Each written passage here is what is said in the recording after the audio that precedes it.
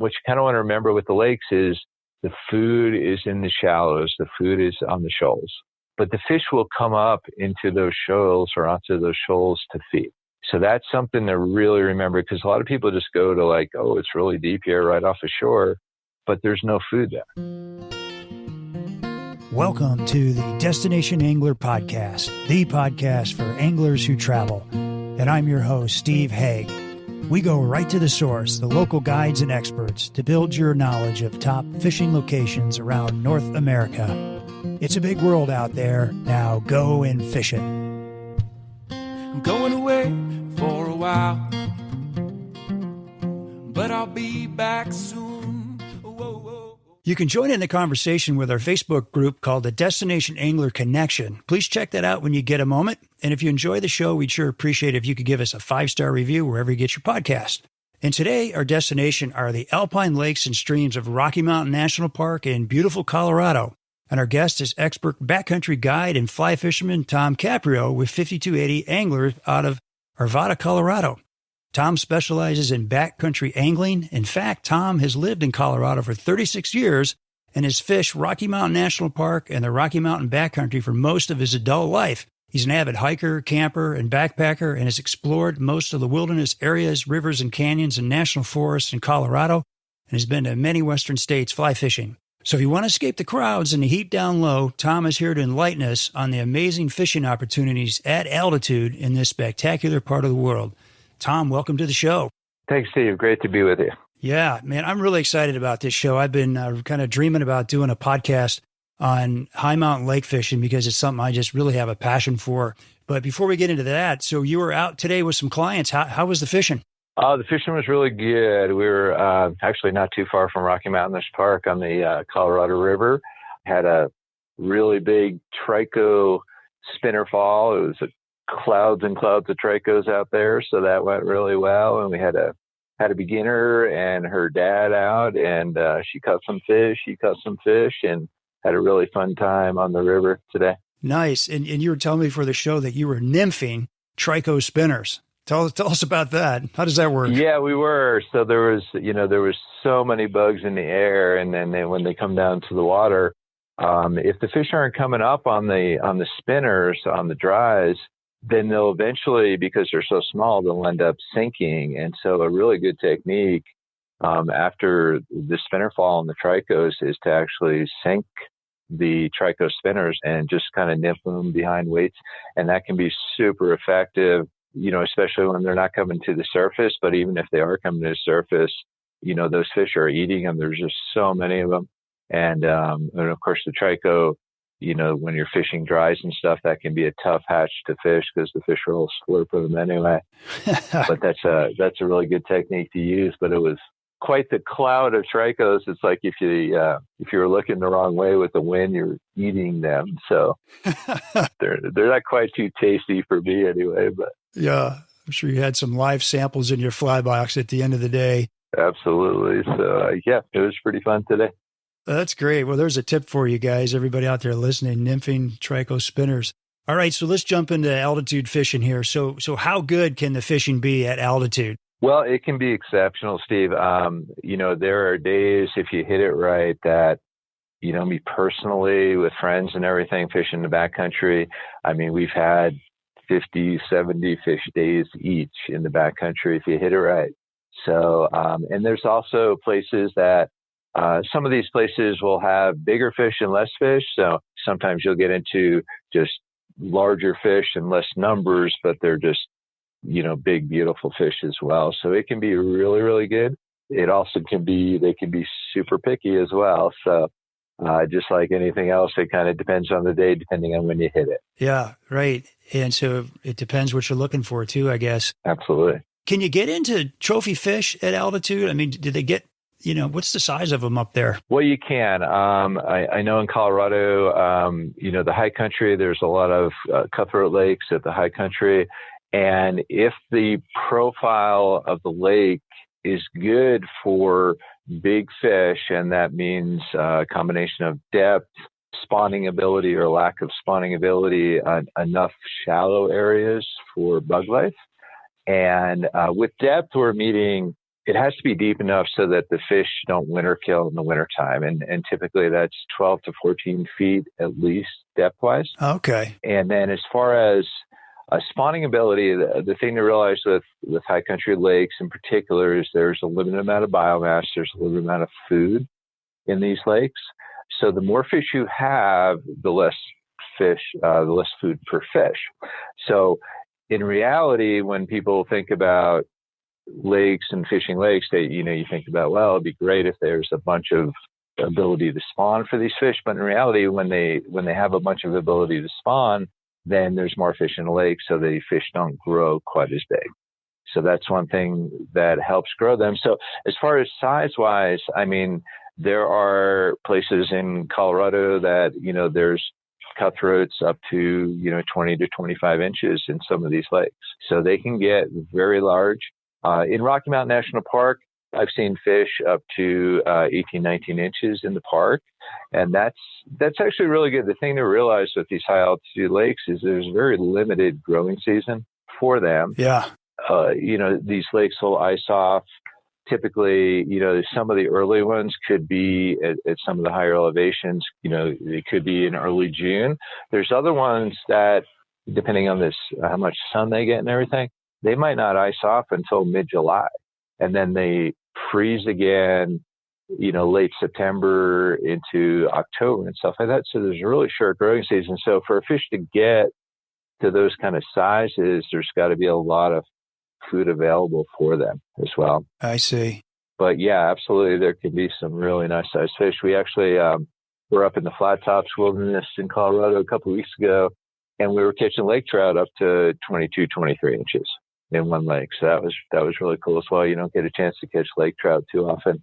Right, on a fly rod. On fly rods. So that was really cool as well. So yeah, there's definitely some potential for that. Yeah, some big ones. So talk to me and us about Rocky Mountain National Park. For those who haven't been there, like, how gorgeous is this place? I know it's a massive park, but what's it like? It is a really large area. It's just a gorgeous place. I mean, the Colorado Mountains in general are really pretty. We're really spoiled out here, but it's just exceptional, the scenery in the park. There's a lot of Colorado state parks that would be national parks in other states. But, Rocky Mountain National Park is just gorgeous. There's a lot of potential for hiking and getting into the backcountry there. There's a lot of streams in there that you can fish as well, streams and rivers in the park, not like, big rivers, but creeks and stuff as well. Right. And, it's all public land. So, beyond just the normal hiking ability and the trails, you also can kind of go cross country if you want. And bushwhack to certain places that are more remote in the park as well. But it's kind of like Yellowstone and some of the other parks.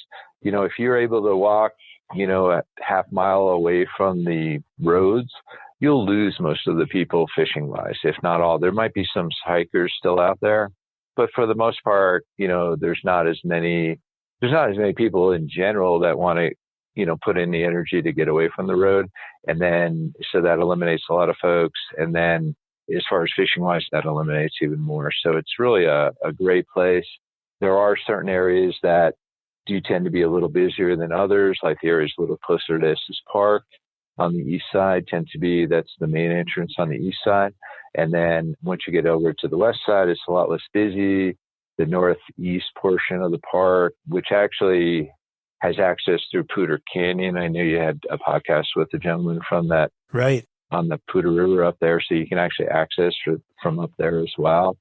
And then there's the southeast side of the park, which is south of Estes Park, which is a lot less busy as well. Okay. So just gorgeous scenery, and that's a big part of the experience up there because part of it is you're just fishing in these places that you just look around and it's just incredible. It's hard to keep your eyes on your flies because when you start looking around. Yeah. Boy, that sounds amazing. And I bet you see some really fantastic wildlife too, don't you? You can. There's a lot of elk in the park. There's, in fact, that's a big thing in the fall and September, all the elk watching. There's these huge herds that go down into what they call the moraine area on the east side of the park. in there. In the backcountry, there's some bears up there. I'm sure there's mountain lions, which are really rare to see, the mountain lions. And even the bears, you don't see those too often. In there, there's a lot of moose, especially on the west side of the park. Okay. As well. So definitely there's some pretty cool wildlife up high. There's, bighorn sheep and some mountain goats as well. Oh, that's nice. And are the wildflowers out right now? Yeah, they should be absolutely up in the park. It's been, we've had a pretty dry summer in general, and we've had some moisture lately. So yeah, absolutely. There's really pretty wildflowers up there and some just really gorgeous scenery and everything. Okay. Yeah, that sounds really, really like a lot of fun and just a beautiful place to be. Yeah. So I was in Colorado a few weeks ago and came across a really cool app called Trout Routes. If you've ever looked for a good map to help you with anything from public access to finding the best trout streams in a given area, I highly recommend checking out Trout Routes. Trout Routes has mapped out and rated each and every trout stream by state, covering public land access, places to camp, hiking trails, stream flows, bridge access points, boat launches, fly shops, even interactive elevation charts. And you can download maps for offline use, which was super helpful to us when we were in the Poudre River Canyon a few weeks ago. So today they cover 7 states, including Colorado and the Driftless region in the Midwest. We did a show on the Driftless a few weeks ago and are working on a big update to add 7 new states, including Montana, Wyoming, and Michigan. So if you have an upcoming trip or looking to explore nearby streams, I suggest you check out Trout Routes today on your Apple or Android phone. So give us a kind of a broad picture of the fishing opportunities in Rocky Mountain National Park. You talked a lot about the different, slopes of the park, the west and the east side and the southeast, but talk about the fishing opportunities in general. Well, there's over 100 lakes in the park, and in addition, there's a bunch of streams and creeks as well. There's quite a few that are barren of fish. They really try to keep it as natural as possible in the park. There used to be some stocking of the, in theory, what you call the invasive species, which are the rainbows, the browns, and the brook trout in there. And there is some leftover remnants of those populations. But what they're trying to do in the park is bring it back to the natural native fish. And on the east side of the park, that would be the greenback cutthroat trout. Okay. And then on the west side of the park, so the Continental Divide kind of cuts through the park. So on the west side of the divide, you have the Colorado River cutthroats. And on the east side of the divide are the greenback cutthroats. Okay. And so there actually is on the Rocky Mountain National Park website, if you just Google that, Rocky Mountain National Park fishing, there's actually a list of all the lakes and the type of fish they have in them. Probably not a bad idea to make sure the lake you're going to has fish in it, but it would still be really pretty to go there probably. But if you actually want to catch something, you probably want to make sure that it's a good spot to do that. All right. And that's something you can check. So that's great. So there's a resource. We'll put that link up on the Destination Angler podcast website so you guys can absolutely take a look at that link. So are they still stocking it all in the park, or is it all natural production now? They'll stock rarely. Okay. It's pretty much all natural unless they have to augment a certain population. They're really trying to keep it as natural as possible. Okay. And along those lines as well, they don't allow dogs in the backcountry in the park because of that reason. So there's some extra regulations in there that you got to be aware of. If you do backpack into the park, there is backcountry sites that you can actually reserve. You have to bring a bear canister with you when you're in the park, as far as protecting, the wildlife and making sure the bears don't get into your food and all that kind of good stuff, which does happen sometimes. So you do want to kind of be aware of the rules there and everything. And certainly they're trying to keep that in as much a natural state as they can. Whereas other areas, national forest in Colorado and the other mountain states and in the wilderness areas, they still have regulations, but not nearly as strict on some of this stuff. Okay, I gotcha. Well, good. Well, you've made it sort of your livelihood to get out and find these alpine lakes and streams. So why trudge all the way up to an alpine lake? I mean, why not just fish a nice river down low? Well, there's a few reasons. And, me personally, I really like to get away from people as far as fishing wise personally. they're just beautiful places. Again, we're kind of spoiled in Colorado to be able to go in there. And, we go to places that, sometimes when we backpack, I do a lot of backpacking, personally. And we go to places where sometimes we don't see people for days. And, how cool is that to be out there by yourself and, be in nature and, experience that, and that's part of the whole thing, because it is the whole experience. It's, you're actually working to get there, hiking and exercise, and, the fitness is important as well. But you're kind of like back to nature, and you're just in that grandeur. And, it's cool just to look around, and, you're kind of out there by yourself, or, with a few friends or whatever, or, and some of the places might be a little busier, but it's just a neat experience. And fishing is part of that experience. And if you can be out there fishing with these incredible backdrops and, catch some fish or even not catch fish, it's still just a gorgeous experience and a cool thing to do. And again, you're kind of working with nature, and survive comes to mind, but it's not necessarily survival. But there's times where you can, that's part of what you got to understand is, Mother Nature can be pretty tough sometimes. So you got to be aware of all that kind of stuff. The Denver weather report doesn't really matter a whole lot when you're up in the backcountry, does it? It does not, actually. I've been snowed on in July. Actually, when we did the backpack trip a couple weeks ago, we were snowed on one night. That was, first week in July. I've been snowed on in August in the mountains. Most days in the summertime, you get lightning storms and thunderstorms and showers. So you really, part of what I try to get across to people is that you really want to be prepared for a variety of issues potentially that can come up.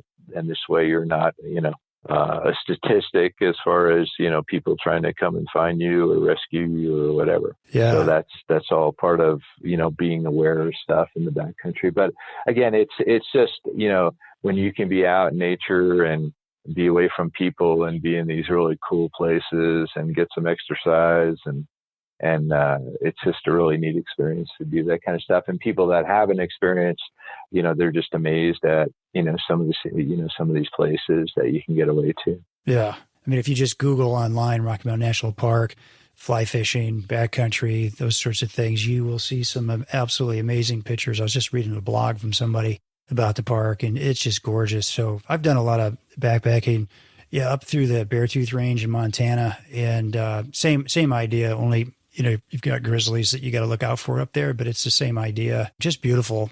And we've just had banner days, fishing these high mountain lakes and streams. It's an adventure. It's an experience. It's just really all around just a great thing to do. And especially, during this time of the summer, where some of the lower elevation stuff, the rivers and the lakes can get a little tougher to fish sometimes with the heat and the sun. And these high lakes, and in Colorado, high lakes can be as high as 12, 13,000 feet up above tree line. So, it's much cooler up there. The fish are still active during the day, which, a lot of places down low that, they don't want anything to do with you kind of deal during the middle of the day and everything. So I've had that. So yeah, it does give you that opportunity. And the creeks in the backcountry, they tend to get not fished very much, and the fish are very, or not very particular usually on what they're eating and stuff. So that can be really fun as well. That sounds like fun. And you were saying that you don't necessarily have to hike in miles and miles to get away from the crowds, right? You really don't. There's definitely places and that you can go and not only in Rocky Mountain National Park and in Colorado, but really wherever people live. There's places where you can just bushwhack to some places, or just get half a mile away and be out there by yourself quite a bit. So those are things to think about. Again, in the parks and in the backcountry, most people stay pretty close to their cars for the most part. And if you're willing to just put in a little effort, you can get away from people pretty easily for the most part. And then if you're willing to put in even more effort, then you can get even further out. And then if you're put in some crazy effort, you can go to some places which are out in the middle of nowhere and very few people ever go there. So that's really cool as well. So it just depends on what you're up for and your fitness level and your skill level as well, because you want to be prepared, like we talked about before. Sure. So, a couple things I wanted to just let your listeners know about is when you're in the backcountry, even if you're a half mile away from where you're parking, there's a lot of things that can happen. It can be weather, lightning, altitude sickness. You can twist your ankle. You can run into animals, all sorts of stuff. So it's really important that you be prepared. Okay. And part of that is you want to bring water, you want to bring snacks, energy food, make sure you know where you are, even navigation stuff. Rain gear is critical. Headlamp, if you're out there late, for example, clothing is really important. First aid kit, have some basic first aid kit. Know how to contact someone in case there's an emergency. And then one of the most important things is make sure that you tell someone where you're going, someone responsible, and then make sure that you contact them after you're done. So what I do with my wife is I tell her that I'll be calling her by 8:00 tonight. And this way she knows that I'll be in touch with her at a certain point. And if, for example, I don't, then I also leave her a number for emergency. So you don't want to call the emergency unless you have to, but you always want to let people know and give them an idea of which way you're heading or what options you might look at. So it's super important when you go in the backcountry, because especially when there's not a lot of people around, or if you're by yourself, that you're prepared and you don't become a statistic. So it's super important to do that. So how, you talked about fitness level. How good a shape do you have to be in? And as you're booking your trips, how do you know? You're talking to somebody over a phone, right? They may say, "Oh, I'm in great shape," and they're not. How do you know? Yeah, absolutely. Well, most people tend to say they're more fit than they are usually. Okay. So you try to get a feel for, what they're used to and what they're doing. And again, and this is true for all the places we fish. We try to get a feel for, how active they are, how capable they are, both fishing wise, as far as skill wise and also fitness wise, and seeing, where they're coming from. Altitude is a huge deal. I mean, people come in from lower elevations, both for like skiing in the wintertime and doing stuff in the summertime. It really can affect you quite a bit. And that's something that, people, think they'll be okay. And a lot of times they're fine, but then it does affect different people differently. And that's part of it and you can get some pretty serious altitude sickness if you're not careful. But the idea is to, drink a lot of water, acclimate as best as you can for a day or two before you do anything real strenuous. But, depending on people's fitness level and what their background is and how often they exercise will kind of affect, where we'll go. And there are places like in the park that are, pretty close to the road that we fish. And there are other places that are a mile or two in. And then there's other ones that are, 3 or 4 or 5 miles in. So depending on how capable people are. But, as guides, you always want to be careful. And, the number one thing is safety, and to make sure your clients are in one piece when they get out of the, and have good idea. Have a good experience. It's not supposed to be like a death march, but it is something that, people need to realize that if they want to go into places, 2 or 3 miles away, typically we're packing in waders because we have, especially at the lakes, you have more access to things if you wear waders in the water. And lunches, we have, water to deal with, which I typically carry a water bottle with a filter in it, or actually a water filtration system that we can pump water as well. And, first aid gear, all that kind of stuff that we normally, as well as rods and, flies. So, people have to, on our normal trips we do to a lot of these rivers, you're just kind of, you park and you walk in and you're right there for the most part. But, on these backcountry trips, you actually have to, kind of have a pack and carry in, because we can't carry everything ourselves for everybody. Right. As much as you'd like to, right? Yeah, that's my, yeah, we can Maybe only not. do so much on the backcountry stuff. So, Yeah. but yeah, so folks just need to be in good enough shape to handle that at altitude, and a good chunk of people are, but remember what makes this special too is it's not for everybody. And if it was easy, there'd be a whole lot more people in the backcountry, and it wouldn't be as nice an experience. But if people have some decent fitness level, then they're usually capable of at least getting out, somewhat Okay. in these situations and everything. Do you have clients that they come and they go with you one time and they're like, okay, I got it. I'm going to go on my own from now on. Or do you have clients that come back every year and they're just assume fish with a guide every year and go to great spots every time? Yeah. So the answer is yes to all those. So yeah, we have folks that, they'll and some of the experienced anglers that, they want to just, go fish the Eagle River and go out a day and get dialed in fly-wise, and then they're good on their own and, know some spots, and that's perfectly fine. We enjoy fishing with those people. And then we have people that, come back every year and, they like what we do guiding wise and put them on fish. And, we try to help folks learn and build on their techniques and, become better fishermen as well, so they can fish better on their own as well. Okay. Very good.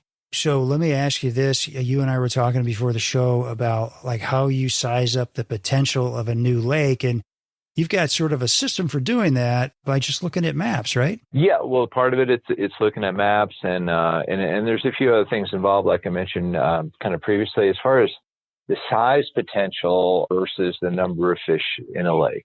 So when you start looking at that, it kind of goes back to that amount of biomass, amount of food in the lake itself.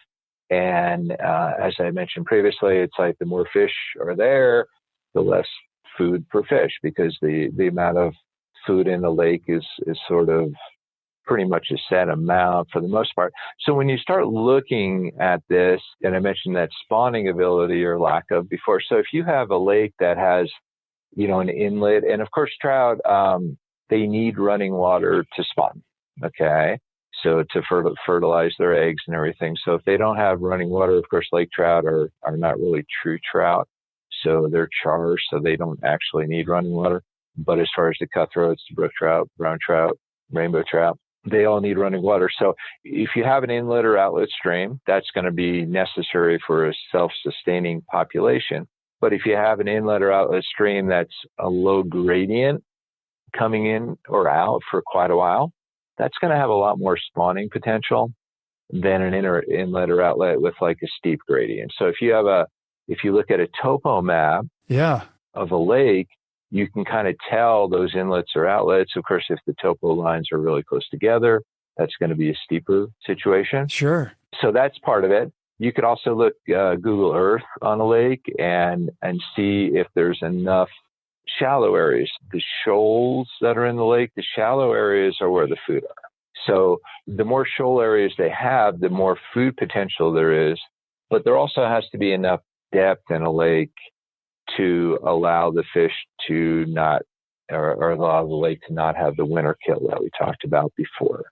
So there are some, you can kind of Google Earth and get a feel for that stuff as well.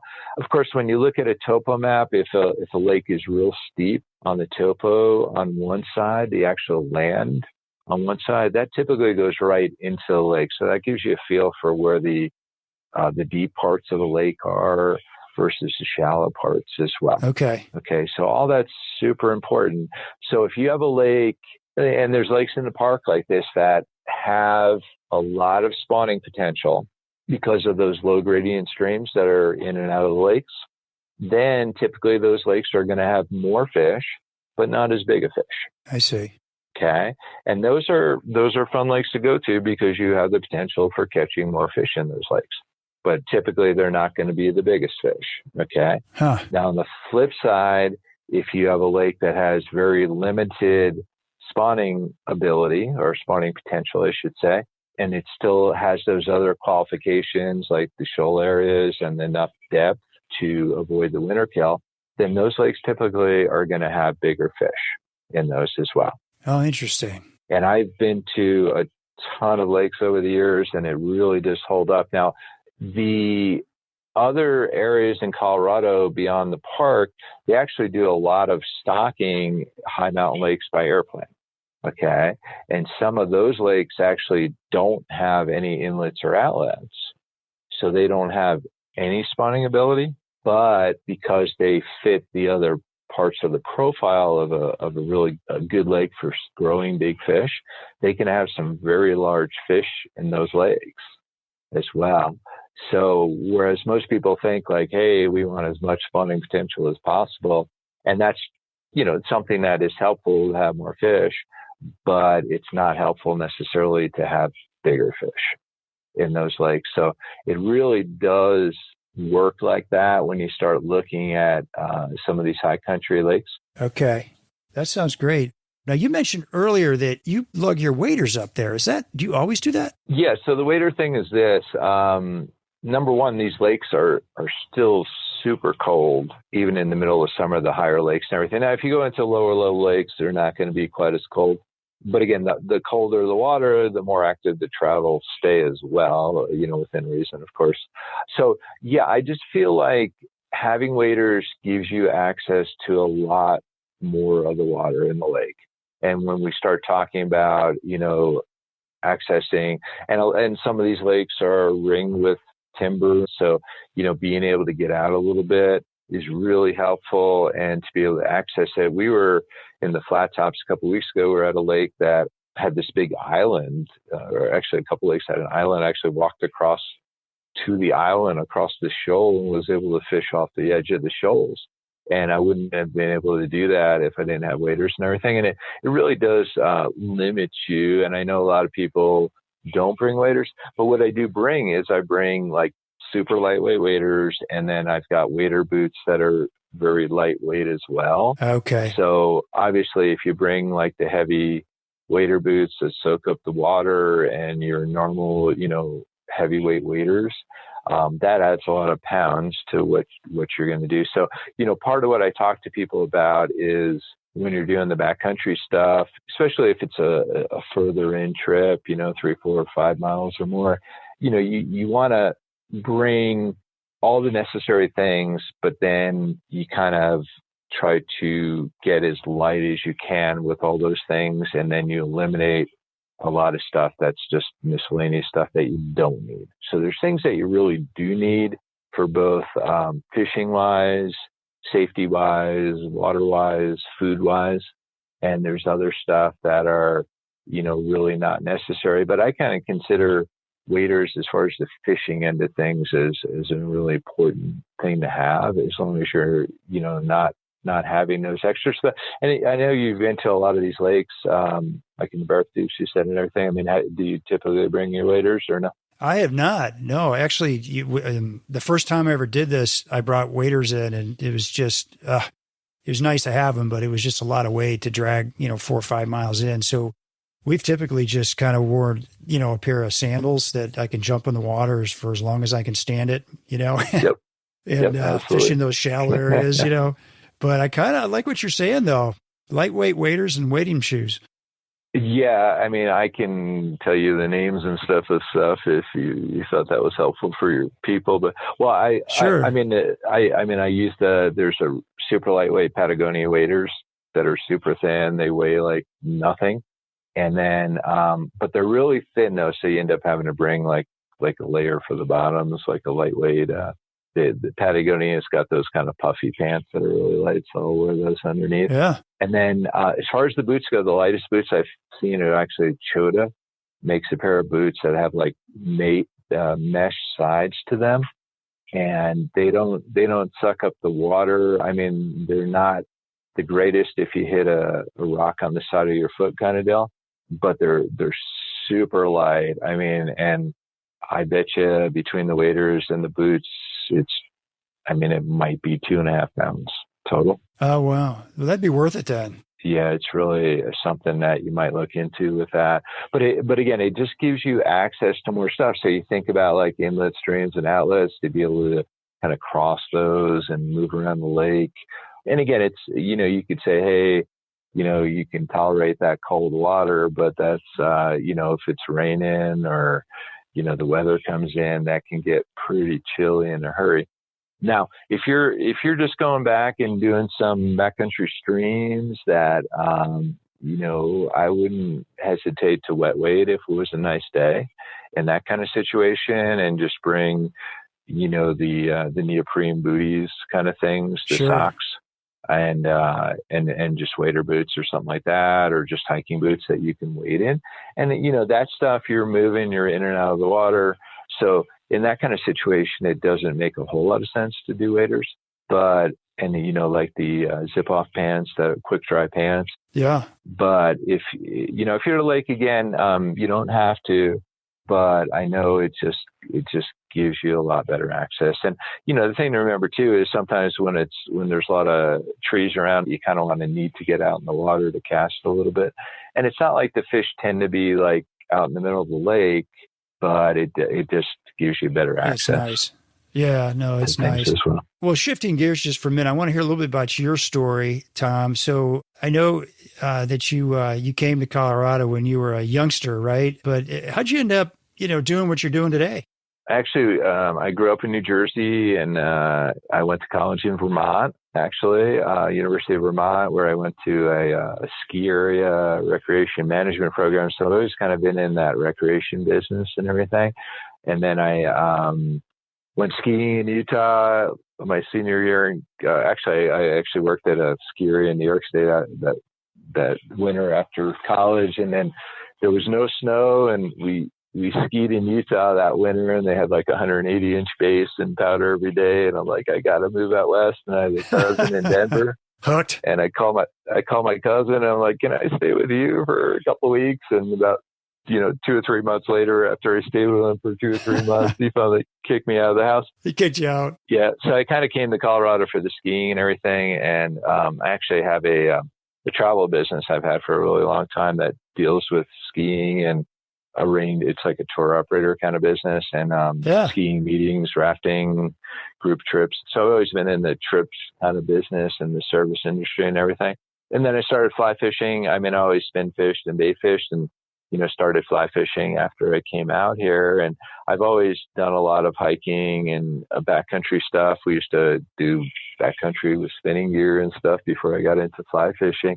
But it was just kind of a natural progression to, because you're out fishing in these gorgeous places, and it's, we hike to fish, basically, is what we do. Yeah. There's a lot of people in Colorado that hike all the 14,000 foot peaks, and I've done some of those, but, those get really crowded, and, you're hiking with, 200 of your best friends there. But we'll do some like super crazy stuff to hit some of these lakes. And then I started guiding about 10 years ago with several different outfitters, and then kind of settled in with full-time with 5280 Angler about 5 years ago.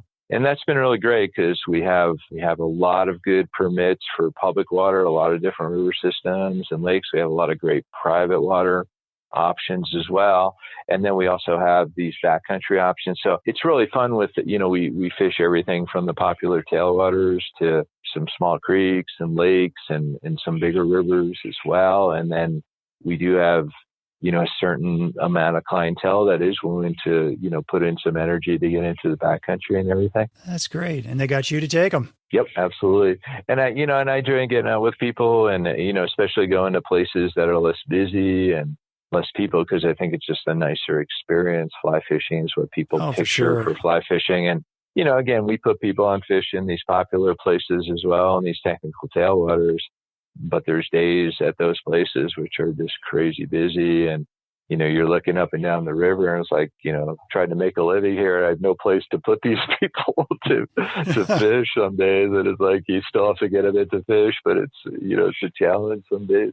And, the front range, Front Range, Colorado has gotten crazy busy the last few years. So, which is great for our business, but, not so much for some of the popular places. But with that said, if you're willing to, walk a little bit, I mean, there's tons of places out there that you can go that are not nearly as busy. You just got to be a little creative or drive a little further or whatever. And, you don't have to be wall to wall with people. And, I've been at places guiding even on rivers that are really great fishing on a weekend, in the summertime, and there's still hardly any people around some of the areas. You just got to kind of know where to go is the trick. No, that's great. Well, now I heard that you have a lot of fly rods. How many fly rods do you actually have? Do you know? I don't. I'm thinking between, the Western fly rods, I got some Takara rods as well. I'm thinking probably like 35 or 40 at this point. There you go. Oh my gosh. Yeah. Quite a few. I'm still married. Yep. So far it's 29 years. Good for you. My son actually guides in Southwest Colorado. So cool. I don't do this rod anymore. I'm going to give it to Jack. Give it to him. Well, I always say, if you know how many fly rods you have, you don't have enough. So you have enough since you don't know how many, right? But you'll probably think of another rod you need to get. So, and then you do some backcountry fly fishing clinics as well, right? I do. I've done that the last few years, and basically, what we do with that is typically we do a kind of a session a night before that. We go over things that are important to bring and safety, and we do some casting stuff, and we haven't talked about casting, but casting is, when you go to lakes, it becomes more important than flipping it out in the river usually. So, having those casting skills, roll casts, of course, are important to be able to cast out far enough. And there's times where the fish are right on the bank a lot of times, but there's times where they're out far enough and you need to get the flies out.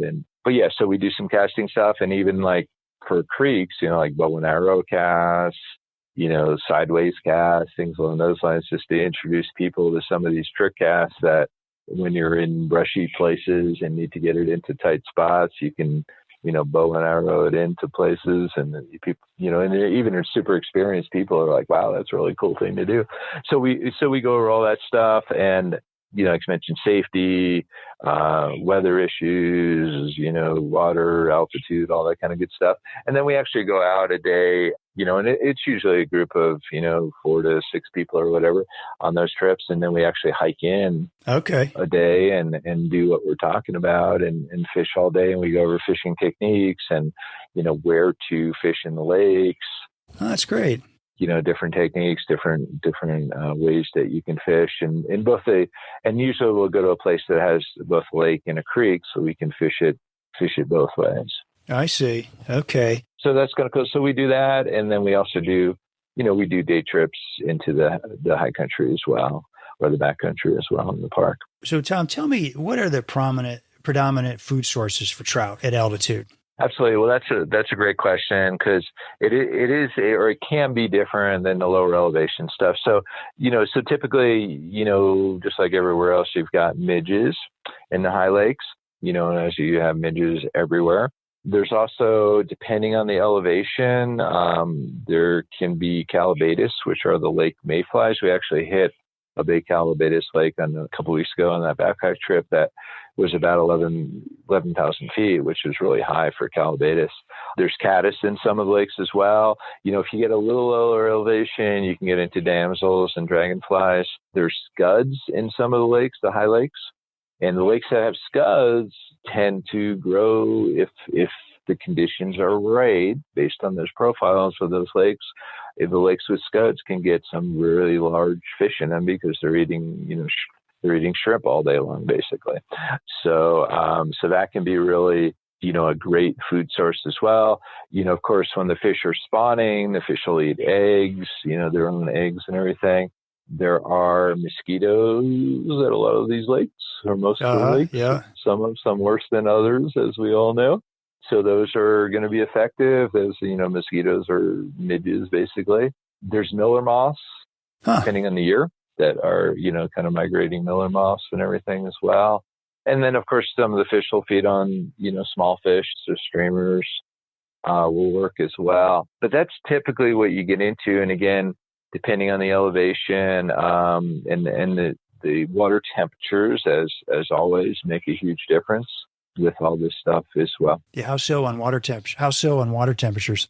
Well, it's just like the rivers. Different bugs will hatch at different water temperatures. And so at the high lakes, just like the lower lakes, as you go through the summer, the water warms up a little bit. So you get into the bigger, some of the caddis and the mayflies. And then one I forgot to mention or didn't mention yet is the terrestrials. Oh, there we go. Terrestrials, especially when some of the hatches wane a little bit at this time of year in July and August, become really important.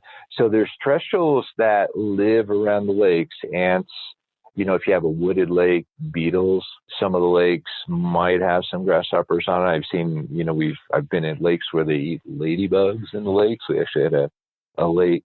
We went up to a lake in the Wind River Range for grayling that they were eating ladybugs off the surface, which I'd never ever seen before. Yeah, right. Did you have one? Did you have a ladybug with you, Tom? I did actually have a ladybug with us. Yeah, well, there you go, man. You got one of everything. Absolutely. So this fishing was like so good for grayling that we were trying things that you never would throw. Oh, really? And they were working. Experimenting. Yeah. The other thing about terrestrials is what happens with the winds in the summertime. There's these uplifting winds in the lower elevations. And what they do is they lift hoppers and ants and beetles, and they lift the winds actually lift them up into the sky. And then the winds will actually take them over some of these lakes. And because the lakes are a little colder, they'll actually drop them into these lakes. So you'll actually get some of these bigger terrestrials like hoppers and stuff that'll basically come out of the sky.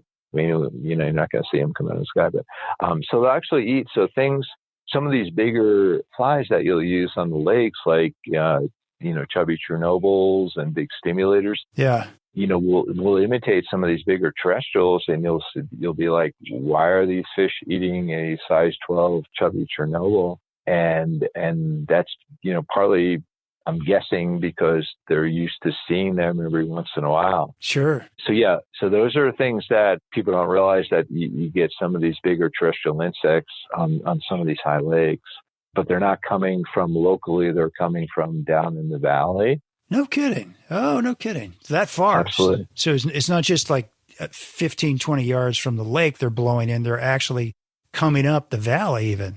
Wow. They are. Yeah. So those winds actually pull them up and, take them, and because of the little cooler temperatures, they'll actually deposit them or the higher elevations on these lakes. So those can be really good sources of food, especially again during those times where there's not much. So, ants, beetles, hoppers.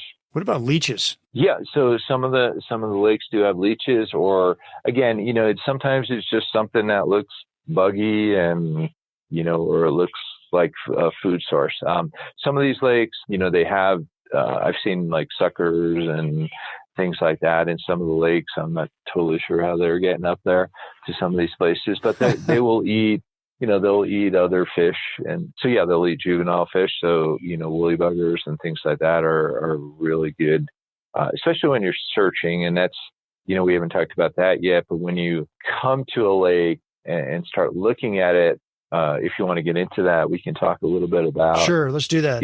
What to look for while we're talking about it. But part of the issue with fishing lakes and people that aren't used to it is like, they look at a lake versus a river, and rivers are actually pretty easy to read where fish should be. For the most part, they're not going to be in the fastest water. They're going to be in the chop or the seams or whatever. Whereas the lakes can be pretty intimidating because it's like, where are the fish? Right. So there's a couple things to look out for. Number one, if you spot fish or spot rises, you can kind of walk around the lake if you want to, or walk a little bit and see if you see any fish. So that's a great resource because, what the fish do in lakes is they'll basically swim around. Typically they swim in ovals, and they're kind of just cruising around. And especially at the high lakes, they tend to be looking for food more often because it's a shorter growing season. But remember, what you kind of want to remember with the lakes is the food is in the shallows. The food is on the shoals. And that's where typically they'll have maybe a little growth of weeds, like a mat or something like that, not necessarily like these big hide weeds you get in the lower reservoirs. But the fish will come up into those shoals or onto those shoals to feed. Okay. So that's something to really remember, because a lot of people just go to like, oh, it's really deep here right off the shore, but there's no food there. And it's not that there might not be fish there, but the fish are going to be where the food is. They're not feeding. Absolutely. And so if you look for those areas, but they also will want a place where they can go quickly if they're scared. So if you have a deeper area close to a shoal, or if a deeper area comes close to, close to shore along the shoal, that's a great spot for them to come up, because again, if they get scared or get spooked, they can retreat really quickly into that. So those are, that's a really good spot as far as those shoals go. Other places, of course, inlets and outlets are always great places to fish in lakes. Those are the easy places to read. Inlets will have a source of food coming in, and you can almost fish it like a little creek coming in to a lake. And outlets are similar as well. The other places, along the shore, we have some structure down trees, any kind of, those different structures that you might have, little indentations in the shore and, drop-offs. That's kind of where the fish are primarily going to be. A lot of these lakes, most of the water is void of fish. I mean, most of the fish are going to concentrate in certain areas. That lake I had mentioned before that we kind of waded out to that island, there was this huge flats area that we were wading along, and we had never been to this lake before. And we saw some fish kind of cruising around, but they were just motoring. But there was no structure there really, and there was no drop off. So there was no place for them to really kind of hang out versus just totally cruising all over the place. And yeah, if we happened to cast ahead of them and they didn't get spooked, maybe we had a shot of them. But I kind of moved over to where the shoal area was, next to where the deep area was, and sure enough, that's where the fish was better. So, and if you're not seeing fish, as you're walking around, a lot of these lakes are really clear. You want to keep moving. Okay, it's not that you want to just keep fishing the same thing over and over and over and come up with the same result.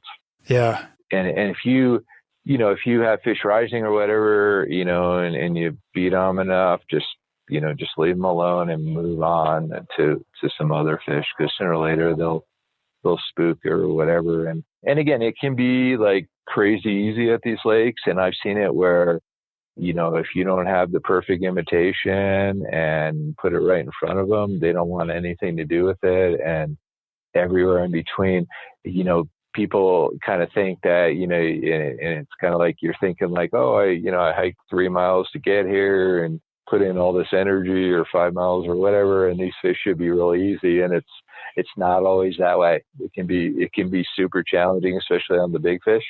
And I've had other situations where you just hit it right and you've got, big fish, Silly and good. It's just like crazy good and almost too easy kind of deal as well. Sure. Let me ask you about shoals, if I could. So when you're talking about shoals, you're talking about those mud flats that you see in some of these lakes. Are you talking about rocky bottoms? What's a shoal look like? Yeah. So, certainly the rocky bottom stuff, most of the high lakes are more rocky, but you do, so the shallow rocky areas, basically. Shallow rocky. Okay. Yep. So the thing to remember is, you've got a higher elevation stuff here. So, the light penetration and stuff is super important in order to heat up the water a little bit, in order to actually have some sort of vegetation as minimal as it can be. And that's where the bugs are going to be. I mean, that's where they're hatched from, and that's where the fish are going to be. So there's other places where you'll have those shallow muddy flats. And again, if they're kind of adjacent to some deeper water, you'll have a lot more midges and stuff hatching out of those muddy areas as well. Midges. Okay. All right. Yeah. So it kind of depends on the lake itself. There's some lakes that are certainly a lot more muddy than others. But for the typical high mountain lake, it's more of a rocky bottom. But it can be also some mud mixed in as well, obviously, as well. Okay. What you said about moving is, man, that's such a great tip. We were in Montana last summer, and we hit a lake in the Anaconda Wilderness, and 5 of us hiked in like 6 miles to this lake. There wasn't anybody else up there fishing. And 2 of us, myself and another friend, we moved around the whole time. We had a top just a banner day fishing. And the other three guys, they just stood in one spot. And I'm yelling across the lake, you guys, you got to move. Yeah, absolutely. One of them caught nothing. And here I'm having a banner day because I'm moving, and the guy standing there did terrible. Yep, that's so exactly. It broke my And heart. if you can, if you can move and spot fish, and again, they typically will come in, will move in ovals around. So if you miss them the first time, they'll kind of come around as well. When you're casting to rising fish in lakes, you don't want to cast to the rise. You want to lead them one way or the other. So obviously, if you know which direction they're going, that's a whole lot easier to lead them, 4 or 5 feet ahead pretty quick on lakes. But if you don't know which way they're moving, just pick a side and throw it out there, and hopefully they're going that direction. See what happens. Absolutely. But if you hit where they were, then, where the rise was, typically they're already gone from that spot. Yeah. Not always, but right or left. So yeah, if you can move around, and sometimes you want to be sneaky, and especially if they're right along shore. But we had a lake up in Colorado State Forest last year in northern Colorado that we were doing just that. We were just kind of sneaking around the lake and putting these flies right in front of fish, and if they didn't know we were there, they just come up and eat them without hesitation. It was, oh my gosh, and that was like 18-inch cutthroats coming up. Oh yeah, for dry flies, which is awesome. They can rip off some line. Those big fish, they Yep. take you out deep.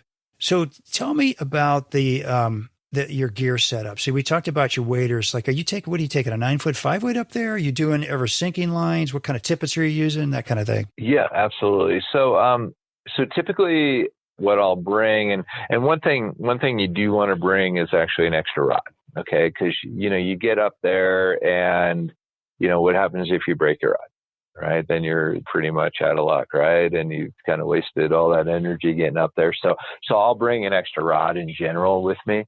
But typically, what happens at a lot of these lakes, the wind comes up, and you need a system, or you need a rod that has enough backbone that you can get that line out there. Now, okay, if and that gets into the casting as well, because what happens when the wind picks up or you have to cast longer is you have to have good technique. And if you don't have good technique, no matter what you do, you're not going to get it out there one way or the other very good in the wind anyway. So that's something that, folks want to work on, preferably before you get to those kind of situations, because a lot of times the fish are just out past where you can cast usually. So, yeah, of course. So, but typically I'll do a 9-foot 5-weight, something that's more of a medium action. You want something you can punch out in the wind, but with the dry flies, you want to be breaking off dry flies as well. So I'll use that. I've got a 7.5-foot 4-weight that I actually can punch out in the wind if I need to. And that's sort of a backup rod I might bring that if I'm fishing the creek as well. Because when you're fishing the creeks, you typically want something, especially if it's a small creek, you want something a little smaller or a little shorter because they're tighter. So, as a backup rod, I might bring that 4-weight, a little shorter 4-weight, but I know I can still cast it into the wind if I need to. And again, you get into the lake stuff. You can get away with, with lakes with smaller fish. Certainly you can get away with 3 weights and that. But again, if the wind comes up, then it becomes pretty difficult for most people to cast in there as well. As far as line wise and leader wise, if I'm up there, typically, I run like 7.5-foot leaders with floating line, and then I'll extend out a little bit on tippet. If I'm throwing dry flies, I'll throw 4X leaders for the most part. Oh, 4X. Okay. And if I'm throwing streamers, I might cut it back a little bit and then extend it back out with maybe 2X or 3X.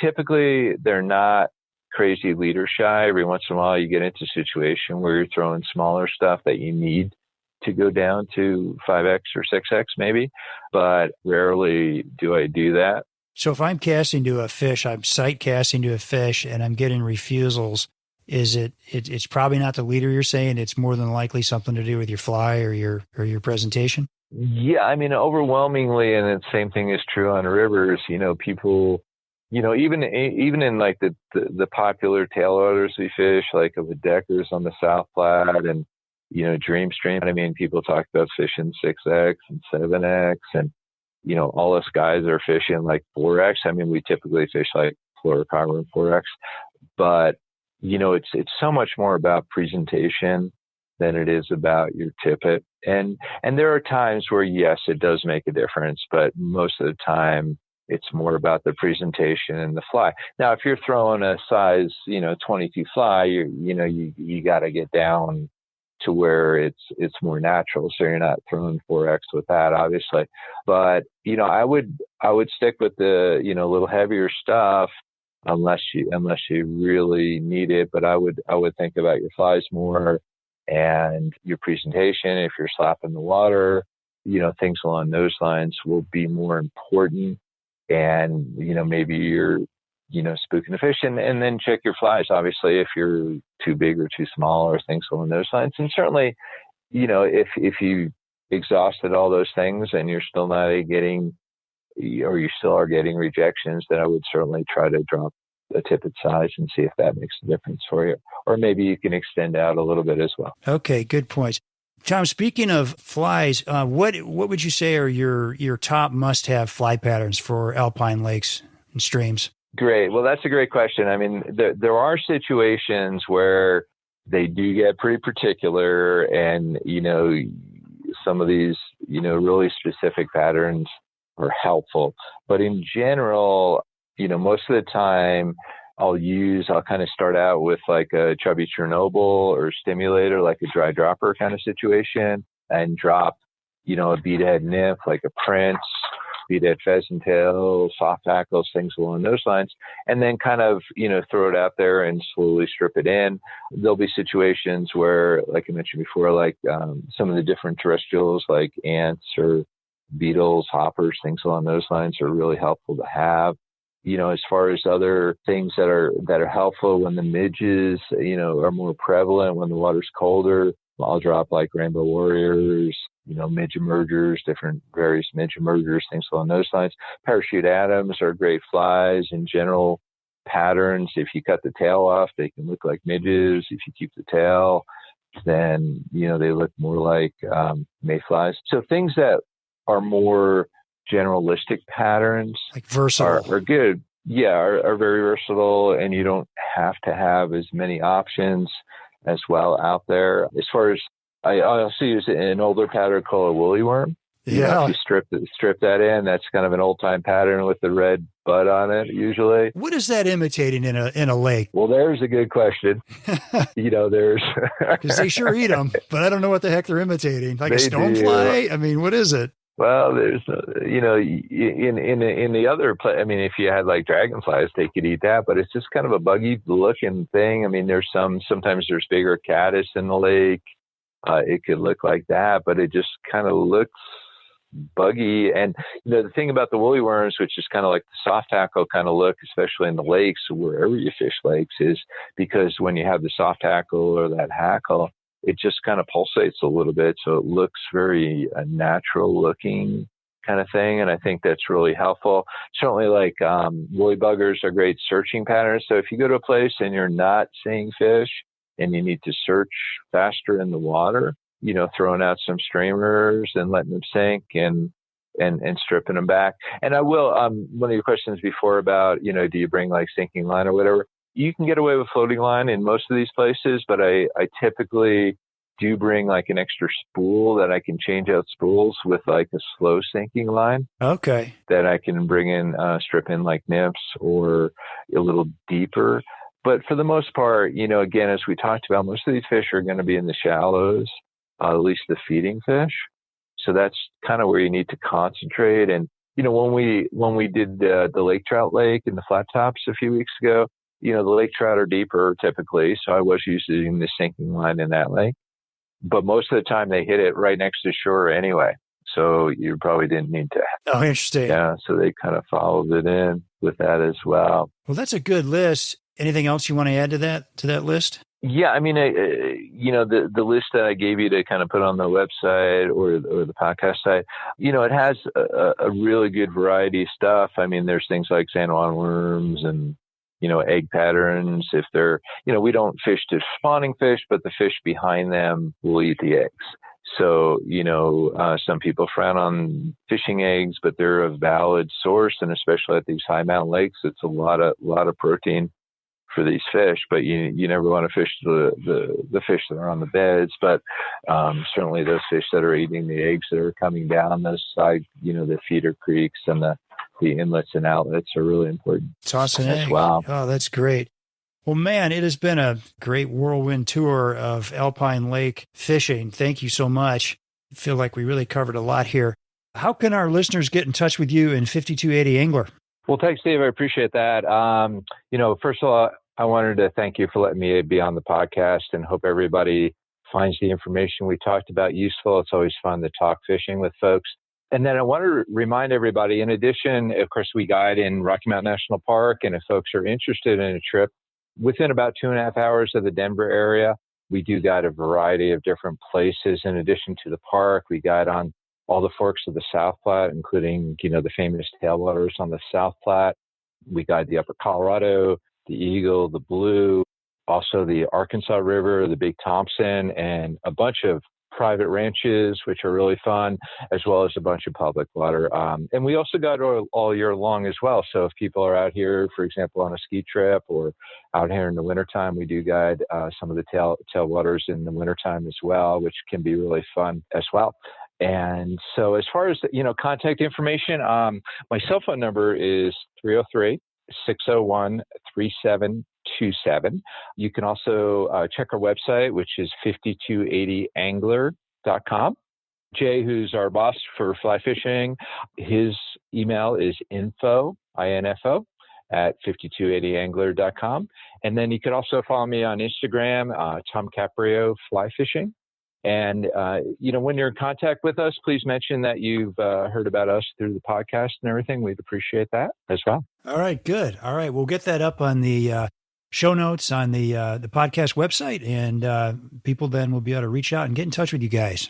You can email me with comments and suggestions at shaig50@gmail.com. That's shaigh50@gmail.com. If you're a guide and you want to be on the show, give me a shout.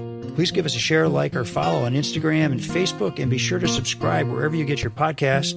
As always, our music is by our Brothers Fountain. Thank you for listening. Hope you enjoyed the show, and we will see you again next week. Well, I'll go from the land to the shining sea. But I know there's more to life than what the eye can see.